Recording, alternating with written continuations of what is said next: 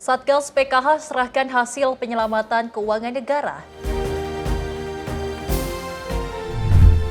Presiden panggil Menteri SDM pastikan pasokan energi aman. Mensos bebas tugaskan pejabat terkait pengadaan sepatu.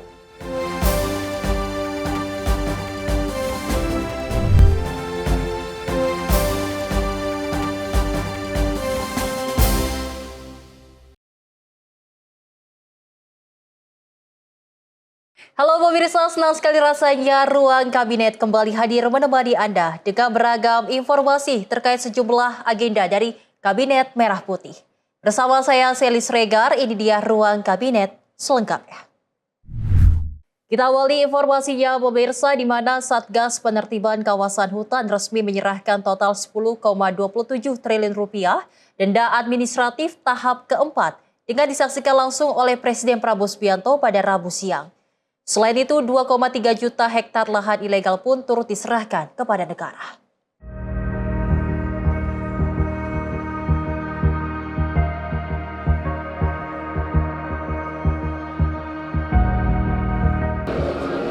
Ya pemirsa, Presiden Prabowo Subianto secara resmi menyaksikan terkait dengan penyerahan sanksi administratif dari Satgas PKH ataupun penertiban kawasan hutan sebanyak 10,27 triliun rupiah, di mana memang untuk denda administratif ini memang terbagi kepada dua rincian. Pertama adalah 3,4 triliun rupiah ini memang berasal dari denda administratif, sedangkan sebanyak 6,8 triliun rupiah ini sisanya memang berasal dari hasil Satgas dari PKH untuk pajak PBB dan juga non-PBB sendiri. Selain daripada itu, memang dari Satgas PKH juga secara resmi menyita ataupun mengembalikan lahan ilegal, ataupun kalau dari catatan Satgas PKH sendiri ini bernama lahan kawasan hutan sebesar 2,3 juta hektar lahan kawasan hutan yang nantinya yang tadi juga telah diserahkan kepada PT Agrinas Palma Nusantara sebagaimana kementerian ataupun pihak yang terkait mengenai konservasi dari lahan hutan yang telah dikembalikan oleh Satgas PKH sendiri. Selain daripada itu juga terkait dengan dua hal tadi, dari kami mencatat dari Presiden Prabowo ini memang menyinggung banyak hal. Pertama adalah memang meminta dari pemerintah melalui Kementerian Sekretariat Negara untuk mempercepat ataupun membentuk satgas atau satuan tugas deregulasi untuk membantu para pengusaha untuk melangsungkan ataupun untuk menjalankan usaha-usahanya yang ada di kawasan hutan di tanah air sendiri. Selain daripada itu juga, memang pemirsa kami juga mencatat mengenai total penyerahan terkait dengan denda hari ini memang sebanyak 10,27 triliun, dan nantinya pada bulan depan Presiden Prabowo juga akan kembali hadir ataupun akan kembali datang ke momentum yang sama seperti ini, karena memang untuk Satgas PKH sendiri nantinya akan mengungkap ataupun kembali menyerahkan sebanyak 10 triliun rupiah secara proyeksi, dan juga nantinya di momentum yang bersama juga dari Presiden Prabowo juga akan menyaksikan penyerahan terkait dengan 39 triliun rupiah dana ataupun uang yang berasal dari angka kriminalitas melalui dari pihak dari PPATK sendiri. Selain daripada hal-hal tadi, kami juga merangkum mengenai total penguasaan lahan kembali untuk saat ini sudah sebanyak 5,8 juta hektar tanah yang berasal dari Satgas PKH sendiri. Adapun juga memang untuk lahan yang diserahkan kepada PT Agrinas Palma Nusantara ini sebanyak 4,1 juta hektar tanah untuk nantinya akan diubah ataupun dicoba untuk menjadi lahan konservasi, namun menunggu verifikasi lanjut dari Kementerian Teknik terkait. Untuk denda administratif hari ini memang dari Satgas PKH menyerahkan kepada negara melalui Kementerian Keuangan, yakni Menteri Keuangan Purbaya Yudi Sadewa, untuk nantinya akan dimasukkan kepada kas negara. Selain daripada itu tadi juga kami sebut untuk lahan yang kembali ataupun yang telah diambil alih dari ilegal menjadi legal milik pemerintah, ini akan menjadi ranah dari PT Agrinas Palma Nusantara untuk mengenai pengembangan dari konservasi sendiri. Dari Jakarta, Max Montero Nabayu, Sinpo TV melaporkan. Sementara itu, Wakil Menteri Sosial RI Agus Jabo mendorong pembentukan Kampung Siaga Bencana atau KSB untuk memperkuat kesiapsiagaan masyarakat di wilayah rawan bencana. Hal ini disampaikan Wamensos saat menerima kunjungan Wali Kota Bandar Lampung, Eva Dwiwana, di kantor Kemensos.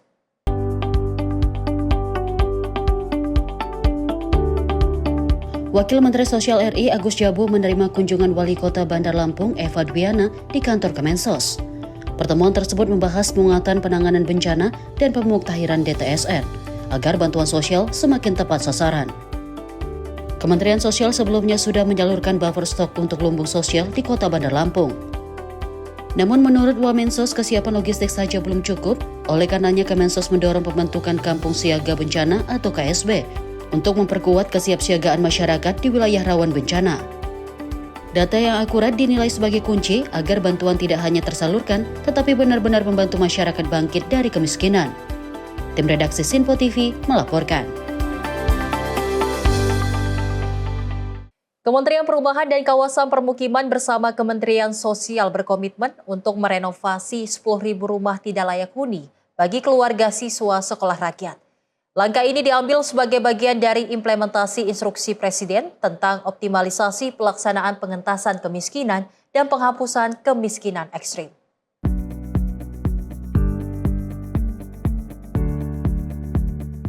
Dalam pertemuan di kantor Kemensos Jakarta Pusat pada Senin siang, Menteri Sosial Saifullah Yusuf bersama Menteri Perumahan dan Kawasan Permukiman Maurar Sirait sepakat untuk menyalurkan bantuan stimulan perumahan swadaya atau BSPS bagi keluarga siswa sekolah rakyat.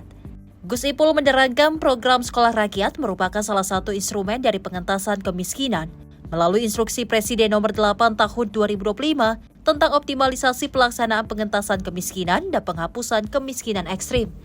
Menurutnya, selain anak mendapatkan pendidikan melalui sekolah rakyat, keluarga siswa-siswa tersebut juga akan diberdayakan melalui sejumlah program pemerintah, diantaranya yakni renovasi rumah tidak layak huni. Ini untuk keluarga ya, keluarga dari siswa sekolah rakyat, bisa orang tua, bisa mungkin wali dari siswa sekolah rakyat. Artinya secara bertahap 10.000 dulu baru? Ya 10.000, Alhamdulillah ini sudah luar biasa. Pak Ara ini memberikan satu alokasi yang sesuai dengan harapan kami. Ya, jadi saya terima kasih betul. Dan ini baru disampaikan sekarang. Tadi masih dihitung-hitung. Ternyata setelah di depan teman-teman, alhamdulillah ini bisa disampaikan sekarang. Tetap PKP atau? Tetap ya. Menteri PKP Maurar Sirait menyatakan pihaknya siap bergerak cepat untuk memberikan bantuan tersebut. Namun Ara menegaskan bahwa validasi data dan verifikasi lapangan harus segera dirampungkan oleh pihak Kemensos. Targetnya seluruh data 10.000 calon penerima manfaat sudah masuk pada awal Juni mendatang, agar proses renovasi tidak terhambat dan bisa segera dikebut. Kalau tanya mulai kapan, tentu Gus kapanpun kami siap, bahkan kalau boleh lebih cepat supaya penyerapannya lebih cepat. Karena perlu waktu, jadi saya mohon kalau boleh data-datanya segera masuk. Karena itu waktu kan bisa ada verifikasi, ya, bisa ada cek lapangan, kemudian mesti juga nanti pembelian barang, ya, kemudian pekerjaan teknis lapangan dan sebagainya. Kalau boleh ini bulan Mei, data-data paling lama masuk, kalau boleh tanggal 1 Juni bagus. 1 Juni ya, kira-kira 1 Juni masih bisa terus mulai. Ya, datanya masuk pertama tanggal. Oke, data sudah masuk 5.000, yang 5.000 udah clear. Nah, 5.000 kita udah bisa jalan. Ya, kita udah bisa jalan 5.000. Kalau boleh yang 5.000 lagi datang 1 Juni ya, Bu, ya. Kita lama. Program bedah rumah ini sendiri akan difokuskan pada keluarga yang sudah memiliki tanah sendiri namun kondisi huniannya tidak layak. Selain renovasi rumah, pemerintah juga akan memberikan pendampingan sosial lainnya guna memastikan keluarga siswa sekolah rakyat benar-benar keluar dari jerat kemiskinan ekstrim. Dari Jakarta, Dio Malau, Sinpo TV melaporkan.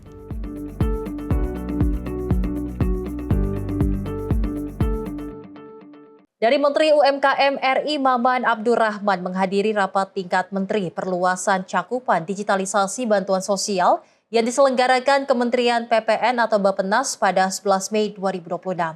Rapat ini membahas integrasi data dan program lintas instansi dalam sistem digital untuk memberikan perlindungan sosial yang lebih tepat sasaran.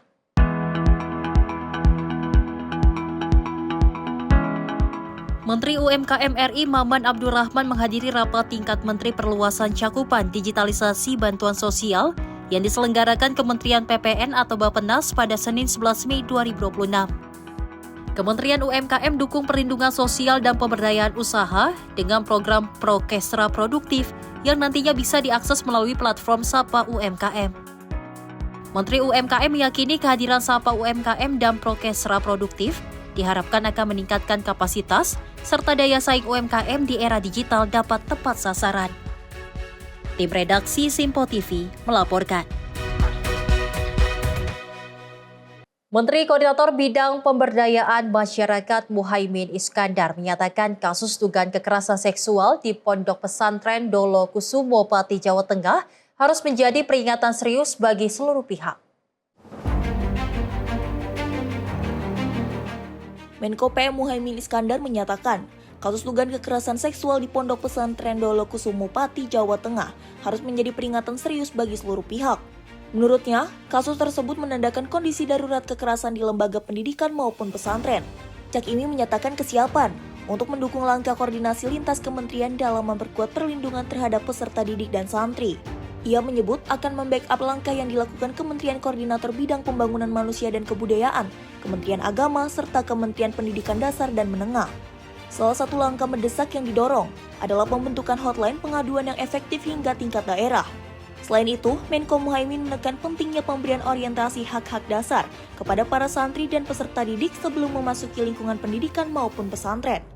Jadi dipatuhi oleh orang yang mengatasnamakan kiai pesantren palsu, menurut saya ini harus menjadi alarm. Ini adalah tanda-tanda fenomena gunung es yang pasti harus diwaspadai. Saya sampai pada kesimpulan darurat penanggulangan kekerasan pada lembaga pendidikan atau pesantren. Kedaruratan ini ada dua hal. Saya siap membackup Kemenko PMK, membackup Kementerian Agama, Kementerian Pendidikan Dasar dan Menengah untuk satu, segera membangun hotline yang efektif. Hotline itu tidak hanya di pusat, hotline itu di masing-masing kabupaten. Yang kedua, para anak didik, santri, sebelum memulai pesantren harus mendapatkan orientasi hak-haknya, sehingga tidak bisa dimanipulasi. Problem terjadinya ini karena ketidaksadaran akan hak-hak pribadinya. Mereka awam terhadap haknya, mereka awam terhadap hakikat akan dirinya menghadapi pendidikan. Ini harus. Ia juga meminta pemerintah daerah membangun ekosistem sosial dan edukasi perlindungan anak secara masif kepada seluruh peserta didik dan masyarakat. Dari Jakarta, Dio Malau, Simpo TV melaporkan.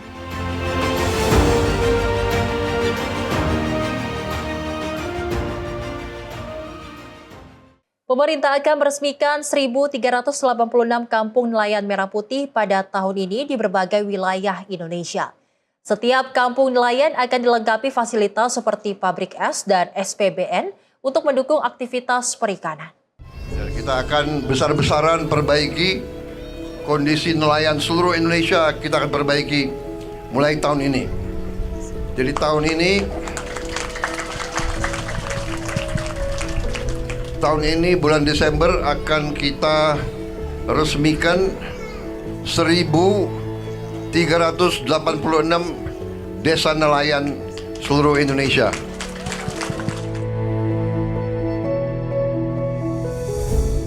Dalam kunjungannya di Pulau Miangas Sabtu 9 Mei, Presiden Prabowo Subianto menegaskan pemerintah terus memperkuat sektor kelautan dan perikanan melalui pembangunan kampung nelayan merah putih di berbagai wilayah pesisir Indonesia. Presiden menargetkan 1.386 kampung nelayan akan diresmikan hingga akhir tahun ini untuk meningkatkan kesejahteraan nelayan. Dalam kesempatan yang sama, Presiden menyampaikan bahwa setiap kampung nelayan akan dilengkapi fasilitas modern seperti pabrik es, cold storage, hingga stasiun pengisian bahan bakar nelayan. Fasilitas ini diharapkan mampu menjaga kualitas hasil tangkapan serta mempermudah distribusi perikanan. Kita akan besar-besaran perbaiki kondisi nelayan seluruh Indonesia kita akan perbaiki mulai tahun ini. Jadi tahun ini bulan Desember akan kita resmikan 1.386 desa nelayan seluruh Indonesia. Di desa nelayan nanti akan ada pembuat es supaya semua nelayan punya es. Kemudian akan ada gudang pendingin, cold storage, ya. Juga akan ada tempat SPBU nelayan, solar khusus untuk nelayan, ya. Mudah-mudahan ada satu desa nelayan di sini dalam waktu yang tidak lama lagi. 5 bulan saudara akan punya desa nelayan yang cukup bagus, ya.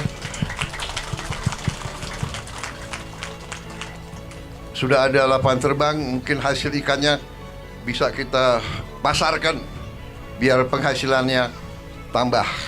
Hari ini kita beri bantuan satu kapal, berapa besarnya kapalnya?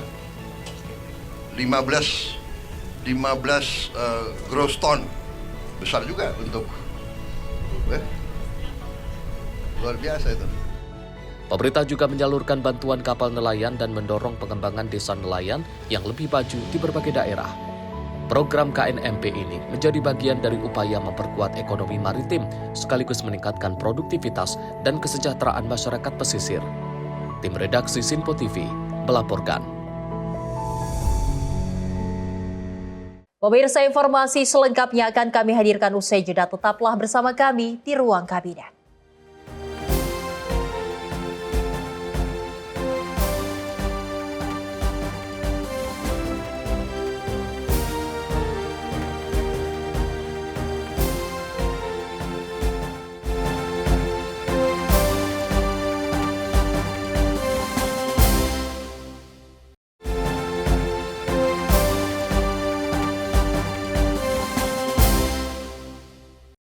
Terima kasih pemirsa, Anda kembali menyaksikan Ruang Kabinet. Di mana Presiden Prabowo Subianto memanggil Menteri ESDM Bahlil Lahadalia di Istana Merdeka untuk membahas kondisi pasokan energi nasional. Pertemuan tersebut juga membahas evaluasi penataan izin usaha pertambangan di sejumlah wilayah. Presiden Prabowo Subianto menggelar pertemuan dengan Menteri ESDM Bahlil Lahadalia serta sejumlah Menteri Kabinet Merah Putih di Istana Merdeka Jakarta pada Selasa 12 Mei 2026. Dalam agenda tersebut, pemerintah membahas kondisi terkini sektor energi nasional. Usai pertemuan, Bahlil memastikan pasokan energi nasional dalam kondisi aman. Ia melaporkan kesiapan stok bahan bakar minyak, LPG, dan minyak mentah yang seluruhnya berada di atas standar minimum nasional. Selain isu energi, Bahlil juga melaporkan perkembangan evaluasi izin usaha pertambangan, termasuk yang berada di kawasan hutan dan wilayah yang belum dimanfaatkan optimal. Saya melapor kepada Bapak Presiden terkait dengan kesiapan untuk BBM kita sampai dengan hari ini, maupun LPG maupun crude, semua di atas standar minimum nasional. Jadi insya Allah nggak ada masalah.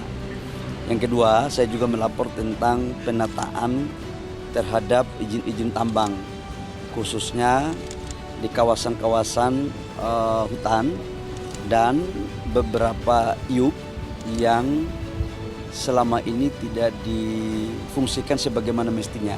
Artinya sudah punya IUP, izinnya sudah lengkap, tapi nggak pernah dijalankan. Ini sudah Bapak Presiden menginstruksikan sejak 1 bulan lalu, 2 bulan lalu kalau tidak salah, untuk dilakukan evaluasi. Dan saya melaporkan perkembangan itu.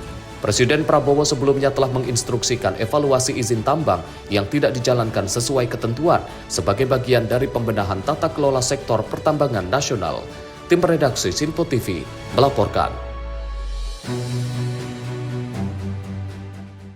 Kementerian Haji dan Umroh akan terus mengupayakan dalam memperkuat pencegahan haji non-prosedural melalui Satuan Tugas Haji Ilegal.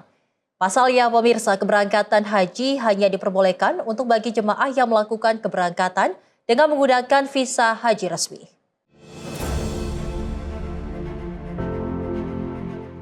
Kementerian Haji dan Umroh beserta pihak imigrasi dan kepolisian menggelar konferensi pers terkait satuan tugas haji ilegal di Asrama Haji Pondok Gede, Jakarta Timur. Sekretaris Ditjen Bina Penyelenggaraan Haji dan Umroh, Rizka Anungnata, mengungkapkan bahwa pihaknya terus memperkuat pencegahan bagi haji non-prosedural. Dirinya menyebut Satgas Haji Ilegal berhasil menemukan beberapa calon jamaah haji yang menggunakan visa non-haji. Sebagian calon jamaah tersebut ditemukan bahwa menggunakan visa kerja untuk melaksanakan ibadah haji di Tanah Suci. Baik, mungkin saya bisa jawab terkait dengan hal itu.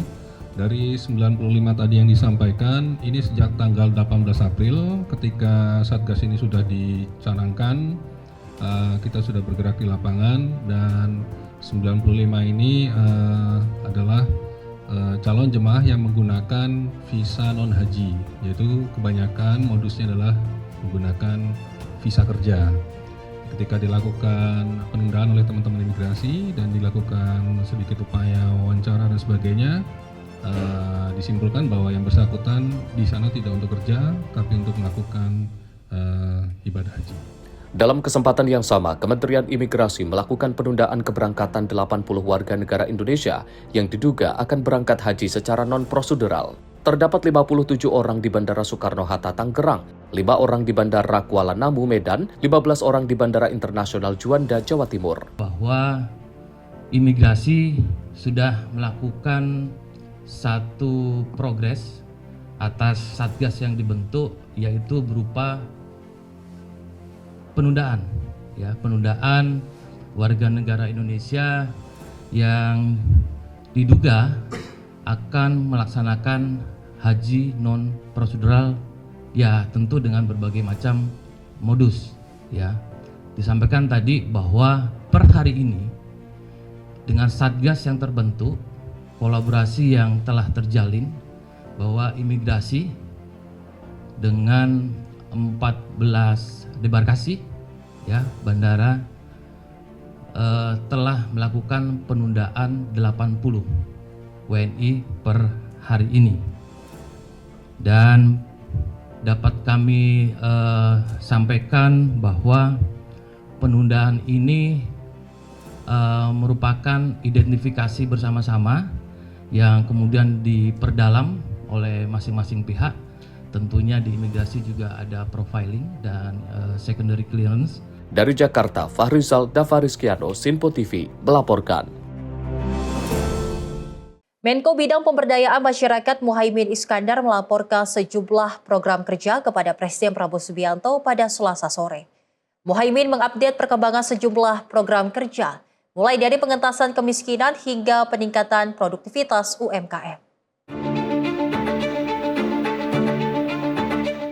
Presiden Prabowo Subianto memanggil Menteri Koordinator Bidang Pemberdayaan Masyarakat Muhaimin Iskandar ke Istana Negara Jakarta pada Selasa 12 Mei 2026. Adapun Caimin tiba di istana dengan membawa sejumlah dokumen yang diduga kuat berisi sejumlah data yang bakal dilaporkan pada kepala negara. Kala ditemui wartawan, Caimin mengaku kehadirannya di istana guna menyampaikan perkembangan sejumlah program kerja yang berada di bawah tanggung jawab dan naungan Kemenko PM. Sejumlah proker tersebut diantaranya pengentasan kemiskinan, penciptaan lapangan kerja, peningkatan produktivitas UMKM, hingga hal lainnya yang berhubungan dengan pemberdayaan. Lebih lanjut, Caimin pun menambahkan kementeriannya terus mendorong sejumlah kegiatan yang bakal memicu terjadinya perputaran roda perekonomian di tingkat pelaku UMKM. Bahkan selain itu, Kemenko PM saat ini terus mengejot program SMK Go Global dengan target 500.000 lulusan pada 2029 mendatang. Hari ini saya akan melaporkan semua tanggung jawab pekerjaan saya sebagai Menko Pemberdayaan Masyarakat. Mulai dari mengatasi kemiskinan, program-program pemberdayaan, dan target-target penciptaan lapangan kerja dan peningkatan produktivitas UMKM. Di sisi yang lain kita sedang terus-menerus menciptakan kegiatan-kegiatan 1001 titik pasar rakyat untuk mendorong para pelaku UMKM menemukan pasar-pasar yang lebih bergairah. Subsidi di bidang pelatihan dan juga akses permodalan yang akan terus kita dorong. Alhamdulillah KUR terus meningkat dan kita akan terus tingkatkan KUR. untuk UMKM kita. Dari Jakarta, Tio Malau, Simpo TV melaporkan. Informasi lainnya pemirsa, di mana pimpinan MPR Ahmad Muzadi menyampaikan permohonan maaf atas kejadian dalam lomba cerdas cermat 4 pilar MPR di Provinsi Kalimantan Barat yang kini menjadi sorotan publik. Atas kejadian tersebut, pimpinan MPR mengambil sejumlah keputusan, dengan salah satunya menggandeng juri independen dalam lomba cerdas cermat. Lomba cerdas cermat 4 pilar MPR saat ini menjadi sorotan publik usai adanya kesalahan penilaian oleh Dewan Juri. Dalam kejadian tersebut, Majelis Permusyawaratan Rakyat menonaktifkan Dewan Juri dan pembawa acara dalam lomba cerdas cermat 4 pilar MPR. MPR juga mengambil sejumlah keputusan, yakni seperti lomba cerdas cermat tingkat Provinsi Kalimantan Barat digelar ulang, serta MPR mengawasi secara langsung berjalannya lomba cerdas cermat. Adapun juri yang menjuri di lomba cerdas cermat nantinya merupakan independen. Dalam kasus Kalimantan Barat, kami mengucapkan terima kasih dan kami semuanya memahami ada kekurangan, ada keterbatasan, ada kehilafan dalam penyelenggaraan itu.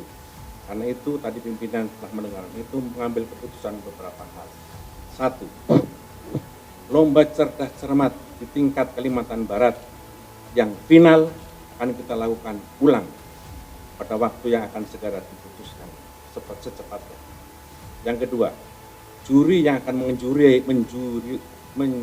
menjurai dalam lomba cerdas cermat tersebut adalah juri independen. Yang ketiga, pimpinan Majelis Permusyawaratan Rakyat akan mengawasi langsung jalannya lomba tersebut dari awal sampai akhir. Yang keempat, kami mengucapkan terima kasih dan apresiasi kepada peserta lomba yang menggunakan haknya untuk menyampaikan pandangan, kebebasan berbicara, dan menyampaikan protes atas ketidakpuasannya, dan kami mendengar itu sebagai sebuah cara untuk melatih mereka, untuk melatih menjadi contoh demokrasi yang baik. Dan yang kelima, kami akan terus melakukan evaluasi terhadap penyempurnaan kegiatan-kegiatan MPR yang hari ini terus kita dengarkan pandangan dan masyarakat dengan berbagai macam media yang kita dengar. Dari Jakarta, Fahri Zalda Fariskiano, Simpo TV melaporkan. Presiden Prabowo Subianto menyoroti eksportir sawit hingga batubara yang tidak menyimpan devisa hasil ekspor di dalam negeri. Pemerintah pun memperketat aturan DHE SDA demi memperkuat ekonomi nasional.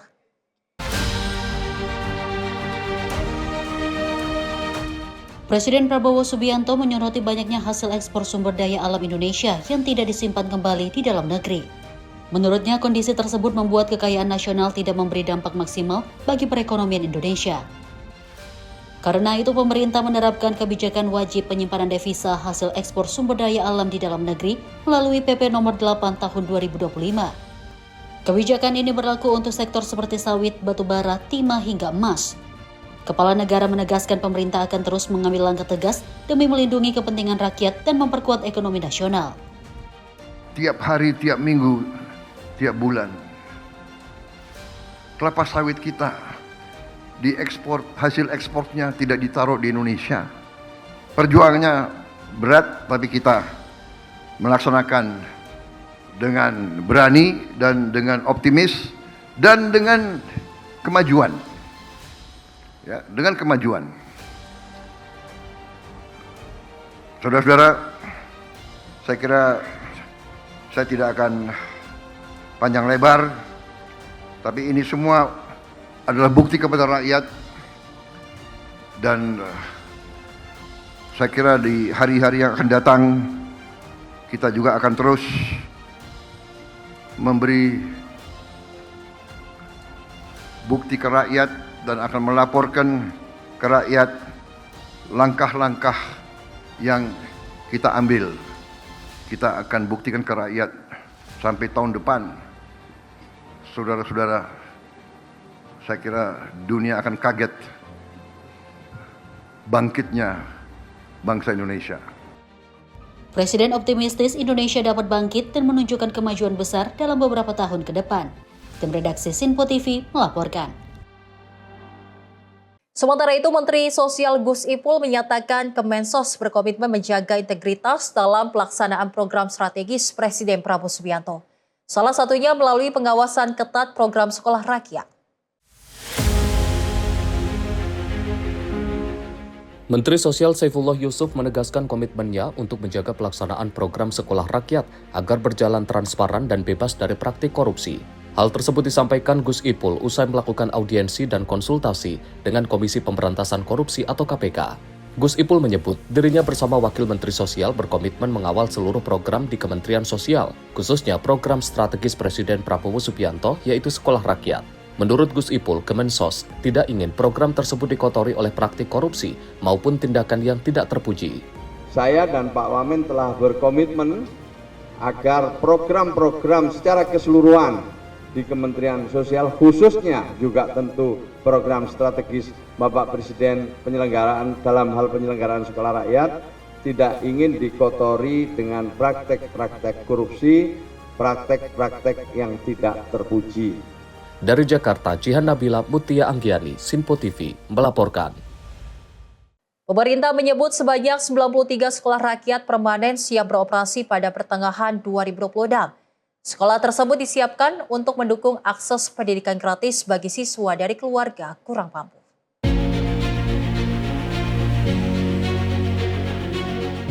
Dalam konferensi pers Badan Komunikasi Pemerintah, Rabu 6 April di Jakarta, Menteri Sosial Saifullah Yusuf menyampaikan bahwa sebanyak 93 sekolah rakyat permanen siap beroperasi pada Juni 2026 untuk menyambut tahun ajaran 2026-2027. Sekolah tersebut akan dimanfaatkan oleh siswa baru dari keluarga kurang mampu sebagai bagian dari program pemerataan akses pendidikan gratis. Menteri Sosial mengatakan sebanyak 69 sekolah ditargetkan rampung sepenuhnya pada 20 Juni mendatang, sementara 24 lainnya berstatus sekolah fungsional yang sudah dapat digunakan meski pembangunan belum selesai seluruhnya. Sekolah fungsional tersebut setidaknya telah memiliki fasilitas utama seperti asrama, ruang kelas, rumah ibadah, dapur, dan ruang makan, serta ruang guru. Ini adalah pembangunan yang sedang berlangsung di 93 titik dengan melibatkan lebih dari 70.000 pekerja. Jadi ini adalah tambahan sekolahan rintisan. Ada nanti menggunakan gedung Lembaga Administrasi Negara, Kementerian Sosial, Kementerian Perhubungan, dan juga ada yang dari BNN dan dari Kementerian Pertanian.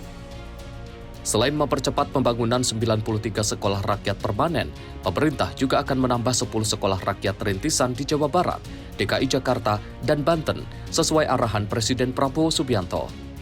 Hingga 2029, pemerintah menargetkan pembangunan 500 sekolah rakyat yang diharapkan mampu menampung hingga 500.000 siswa dari keluarga kurang mampu.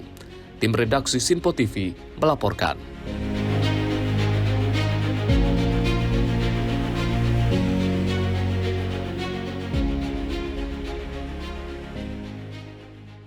Pemirsa, Mendagri Tito Karnavian menjelaskan bahwa program 3 juta rumah merupakan wujud kepedulian Presiden Prabowo Subianto kepada rakyat kecil. Melalui program ini, masyarakat kurang mampu berkesempatan memiliki hunian yang layak. Mendagri Tito Karnavian menjelaskan bahwa program 3 juta rumah merupakan wujud kepedulian Presiden Prabowo Subianto kepada rakyat kecil. Hal ini diungkapkan pada acara kolaborasi pembiayaan perumahan dan pemberdayaan masyarakat bersama Kementerian Perumahan dan Kawasan Permukiman, Kemendagri, BPS, PNM, SMF, Pemerintah Provinsi Kalimantan Timur, dan Pemerintah Kota Balikpapan di Gedung Ahmad Yani, Rider 600, Kelurahan Manggar Baru, Kota Balikpapan, Kalimantan Timur. Guna menyukseskan misi tersebut, Kementerian PKP membentuk sejumlah program bagi rakyat kecil, di antaranya menggandeng perbankan untuk membantu menyukseskan program perumahan rakyat.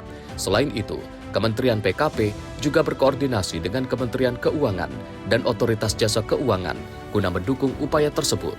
Di sisi lain, Kementerian PKP juga menggandeng Kementerian Dalam Negeri dan Kementerian Pekerjaan Umum untuk menetapkan program pembebasan bea perolehan hak atas tanah dan bangunan bagi masyarakat berpenghasilan rendah.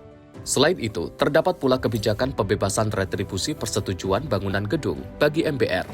Ia menambahkan program tersebut perlu ditangkap oleh jajaran pemerintah daerah, salah satunya dengan menetapkan peraturan kepala daerah guna menyukseskan program tersebut.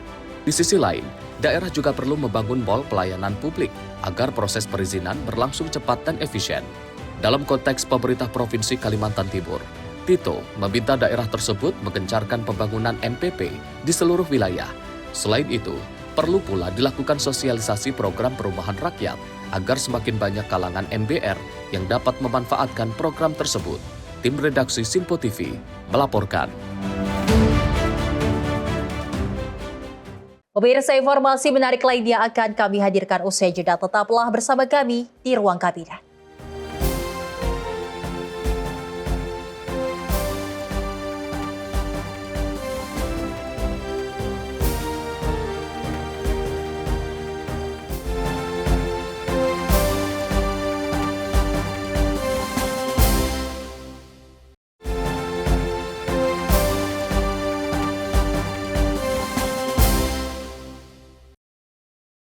Anda kembali menyaksikan Ruang Kabinet pemirsa bersama saya Selis Regar. Di mana imbas viralnya pengadaan sepatu program sekolah rakyat, Menteri Sosial Saifullah Yusuf membebas tugaskan 2 pejabat Kemensos. Langkah tegas ini diambil untuk mempermudah proses evaluasi dan investigasi. Saifullah Yusuf atau Gus Ipul memutuskan membebas tugaskan 2 pejabat, yaitu Kepala Bagian Layanan Pengadaan Barang dan Jasa selaku pejabat pembuat komitmen, serta Kepala Subbagian Perlengkapan Barang Milik Negara. Keputusan ini diambil untuk mempermudah proses evaluasi dan investigasi terkait pengadaan barang dan jasa, khususnya sepatu untuk siswa sekolah rakyat yang viral di media sosial. Gus Ipul juga menugaskan Inspektur Jenderal Kemensos untuk melakukan proses investigasi secara menyeluruh, serta meminta Sekretaris Jenderal melakukan rasionalisasi anggaran pengadaan tahun 2026. Dan memperkuat tim pengadaan agar bekerja secara transparan dan akuntabel.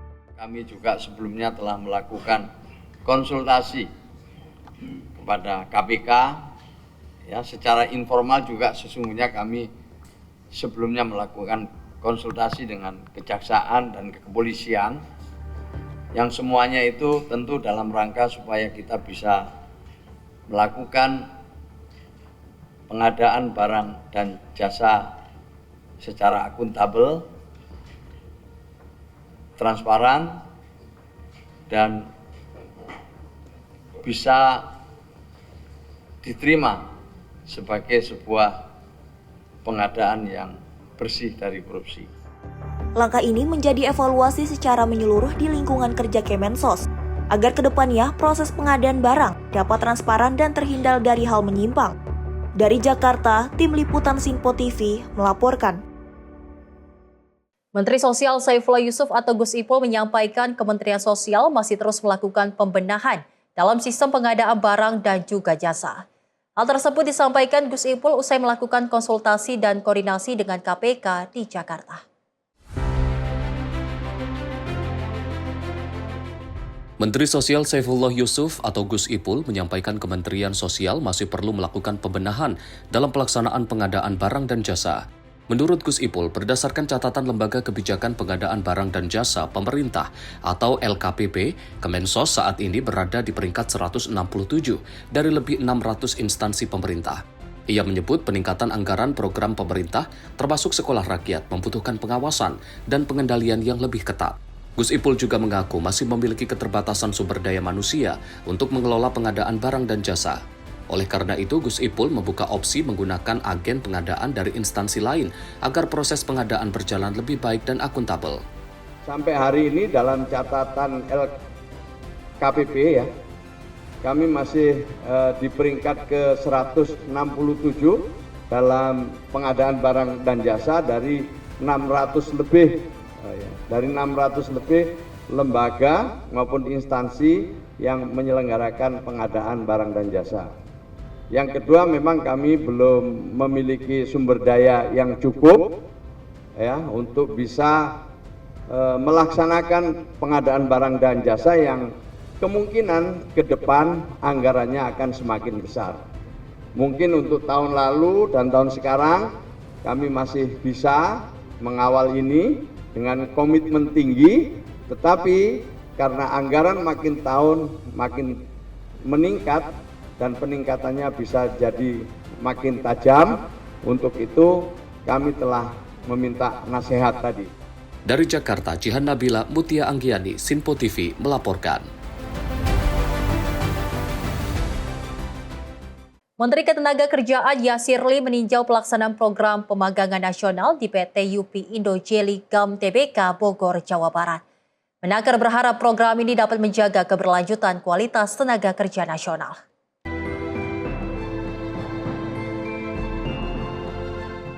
Menteri Ketenagakerjaan Yasirli meninjau pelaksanaan program pemagangan nasional di PT UP Indo Jelly Gum Tbk Gunung Putri Bogor, Jawa Barat.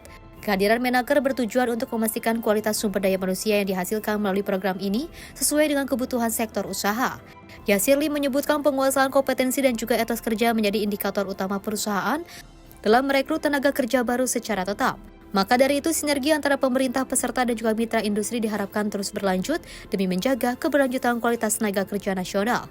Menaker meyakini bahwa keterpaduan antara praktik lapangan dan juga sertifikasi akan menjawab dinamika kebutuhan industri yang terus berkembang pesat. Diketahui saat ini tercatat sebanyak 32 peserta magang dari batch 2 dan juga batch 3 telah tersebar di berbagai divisi di PT UP Indo Jelly Gum Tbk. Penempatan mencakup bidang administrasi hingga peran teknis seperti continuous improvement yang juga berfokus pada efisiensi produksi perusahaan. Tim redaksi Sinpo TV melaporkan.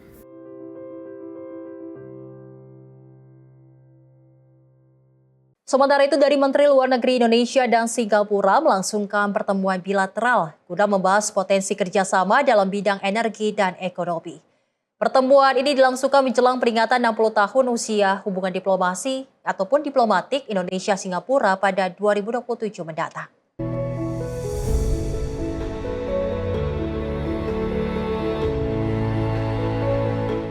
Menteri Luar Negeri Republik Indonesia, Sugiono, menerima kunjungan diplomatik Menteri Luar Negeri Singapura, Vivian Balakrishnan, di kantor Kementerian Luar Negeri Jakarta Selasa pagi untuk membahas potensi kerjasama di sejumlah sektor. Pertemuan yang berlangsung selama 2 jam ini membahas soal isu strategis, diantaranya sektor ekonomi, ketahanan pangan, hingga transisi energi berkelanjutan yang dijalankan Indonesia dan Singapura. Sugiono menyoroti Indonesia dan Singapura memiliki kemitraan cukup kuat dan strategis yang berlangsung selama 6 dekade terakhir. Adapun Indonesia dan Singapura membahas persiapan Leaders Retreat serta pengembangan proyek listrik lintas batas dan kawasan industri berkelanjutan. We have this very deep discussion.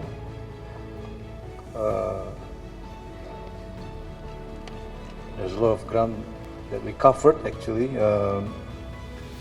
but first of all I would like to express our great pleasure welcome you in Jakarta for this bilateral meeting, and next year we will commemorate our 60 years of diplomatic relations between Indonesia and Singapore.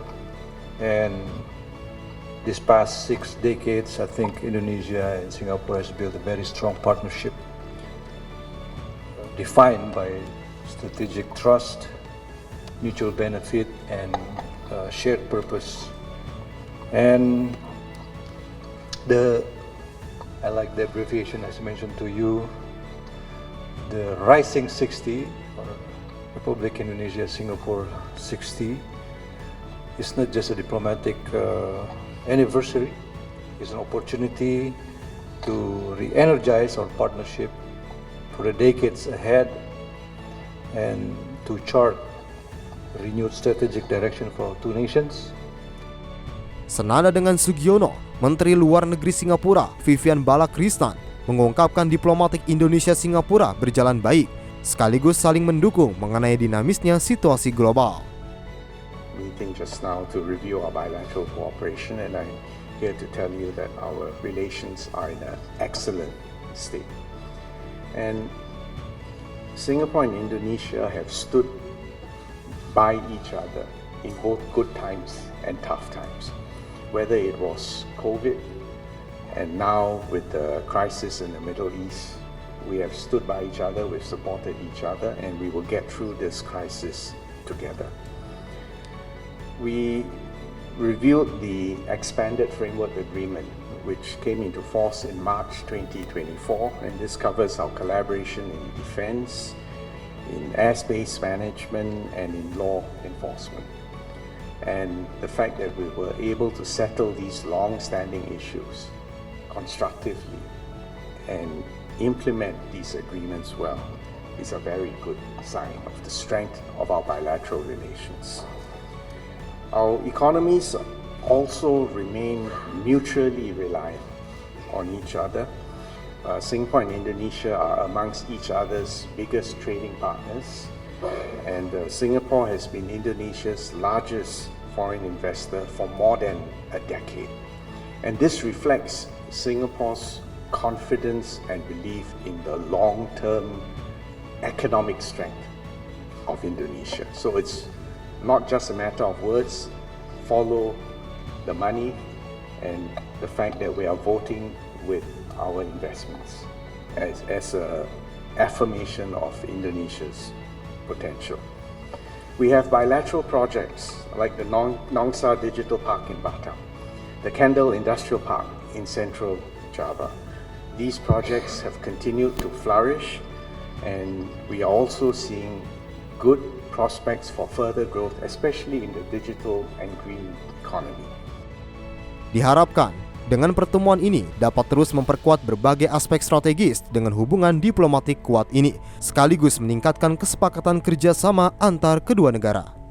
Dari Jakarta, Max Munte, Arsya, Simpo TV melaporkan.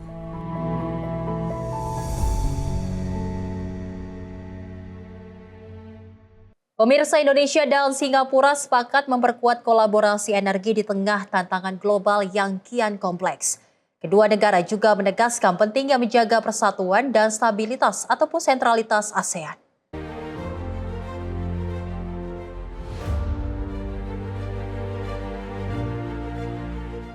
Indonesia dan Singapura memperkuat komitmen kerjasama di sektor energi, sekaligus menegaskan pentingnya menjaga sentralitas dan persatuan ASEAN di tengah meningkatnya ketegangan geopolitik global.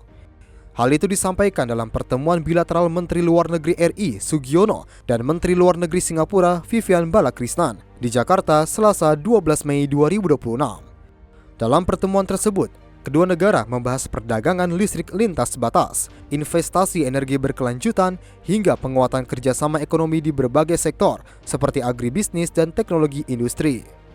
Sugiono mengatakan Indonesia dan Singapura memiliki pandangan yang sama terkait pentingnya menjaga stabilitas kawasan serta mengantisipasi dampak konflik global terhadap ketahanan energi dan rantai pasok dunia.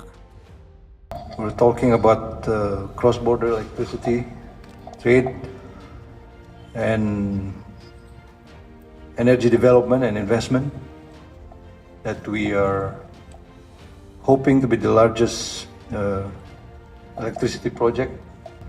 We reaffirm our shared commitment to ASEAN centrality, unity and centrality, especially in this turbulent time.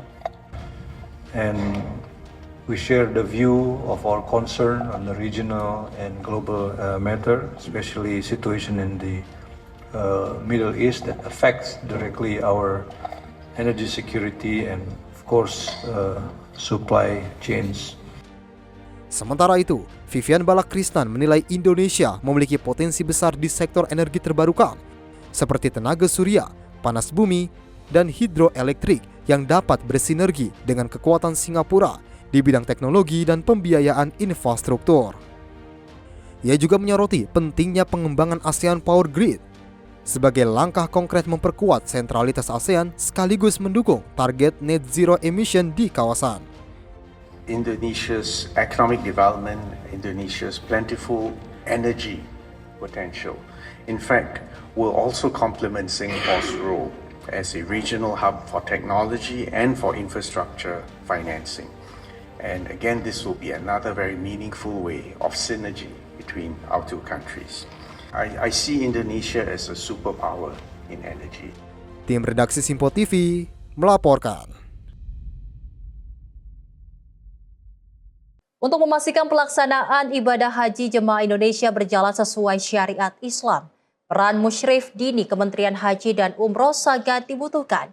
Mereka akan menjadi tim pembimbing keagamaan yang mendampingi jemaah selama rangkaian ibadah haji. Sejumlah ulama yang tergabung dalam Musyrif Dini Kementerian Haji dan Umroh tiba di Bandara Internasional Prince Mohammed bin Abdul Aziz, Madinah.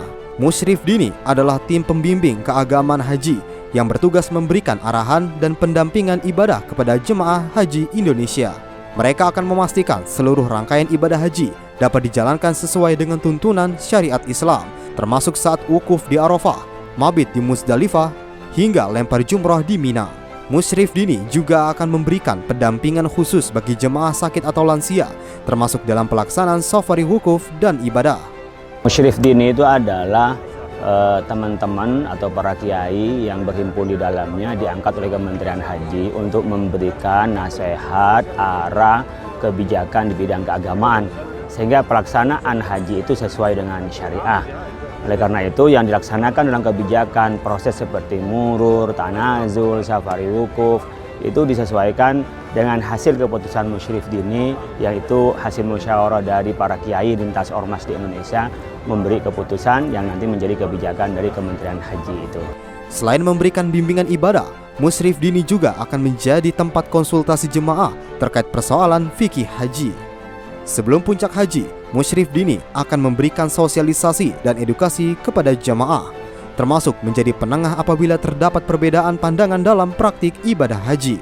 Salah satu inti dari penyelenggaraan ibadah haji nanti adalah di Armusna, mulai dari tanggal 8 ya, diawali dengan pelaksanaan ibadah umroh yang menjadi rangkaian ibadah haji dengan desain haji tamattu. Setelah tuntas pelaksanaan ibadah umroh, kemudian kita agak santai dengan pakai pakaian biasa, masuk di tanggal 8, nanti kita bersiap menuju Arafah untuk persiapan wukuf di Arafah. Nah karena itu, jeda antara keberadaan kita di Makkah Al-Mukarramah hingga waktu puncak nanti perlu ada hemat tenaga dan juga hemat fisik. Lebih dari 30 Musyrif Dini akan ditempatkan di daerah kerja Madinah, Makkah, serta sektor-sektor pelayanan jemaah di Mekah. Dengan kehadiran tim pembimbing keagamaan ini, diharapkan jemaah haji Indonesia dapat menjalankan ibadah dengan tenang, nyaman, dan sesuai dengan tuntunan Islam. Dari Madinah, Arab Saudi, Ferdi Setiawan, Tim Media Center Haji 2026. Kita beralih ke informasi lainnya pemirsa, di mana waspada adanya penyakit antraks. Kementerian Kesehatan himbau masyarakat selektif dalam memilih dan membeli hewan kurban untuk menghindari penularan. Dirjen Penanggulangan Penyakit Kemenkes Andi Saguni menjelaskan penularan antraks dapat dihindari dengan melakukan penyembelihan hewan kurban sesuai prosedur.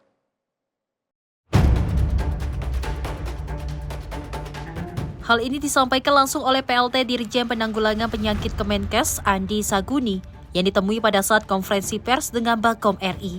Ia menjelaskan antraks akan menyerang beberapa bagian tubuh hewan kurban seperti kulit, antraks gastrointestinalis yang menyerang pencernaan, hingga bagian paling berat yaitu antraks meningitis yang terjadi pada otak.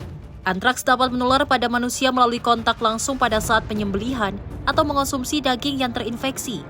Dengan kasus kematian berasal dari antraks meningitis dan antraks gastrointestinalis. Dan kita lihat dari data ini, pada tahun 2023 ada 3 kasus kematian akibat antraks. Ya. Dan di tahun 2024 itu cuma 1. Kemudian alhamdulillah di tahun 2025 tidak ada kematian. Dan sampai sekarang pun 2026 alhamdulillah tidak ada kematian. Dan tentunya dengan kewaspadaan ini kita berharap kita bisa menjaga kesehatan masyarakat kita sehingga kasus yang terjadi itu minimal atau tidak ada, dan kita berharap bahwa tidak ada lagi angka kematian. Lebih lanjut, untuk mencegah proses kontak atau penularan jika terdapat infeksi pada hewan kurban, masyarakat disarankan agar dapat mengenakan alat pelindung diri seperti masker dan pelindung tangan. Sementara itu, pada saat penyembelihan sebaiknya kotoran pada hewan dapat langsung dibuang pada tempat khusus, sehingga tidak mencemari lingkungan serta menghindari kontak langsung. Dari Jakarta, Anggita Haryono, Azizul Hakim, Simpo TV melaporkan. Dan pemirsa, informasi tadi sebagai penutup jumpa kita kali ini dalam Ruang Kabinet. Dan saya Selis Regar, mewakili kru yang bertugas pamit undur diri. Terima kasih dan sampai jumpa.